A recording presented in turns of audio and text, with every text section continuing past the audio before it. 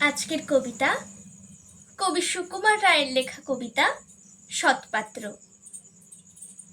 শুনতে পেলুম পোস্তা গিয়ে তোমার নাকি মেয়ের বিয়ে।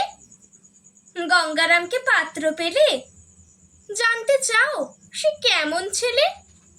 মন্দ নয়, সে পাত্র ভালো, রং যদিও বেজায় কালো। তার উপরে মুখের গঠন অনেকটা ঠিক পেঁচার মতন। বিদ্যে বুদ্ধি বলছি মশাই, ধন্যী ছেলের অধ্যবসাই। 19টি বার ম্যাট্রিক এসে ঘায়েল হয়ে থামলো শেষে। বিষয় আশয় গরিব বেজায়, কষ্টে সৃষ্টে দিন চলে যায়।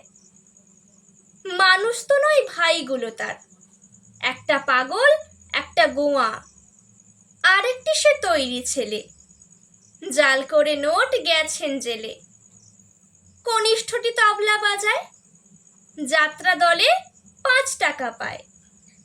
গঙ্গারাম তো কেবল ভোগে পিলের জ্বর আর পাণ্ডু রোগে। কিন্তু তারা উচ্চ ঘর, কংসরাজের বংশধর। শ্যামলাহিরি বনগ্রামে কি যেন হয় গঙ্গারামের। যাই হোক, এবার পাত্র পেলে এমন কি আর মন্দ ছেলে।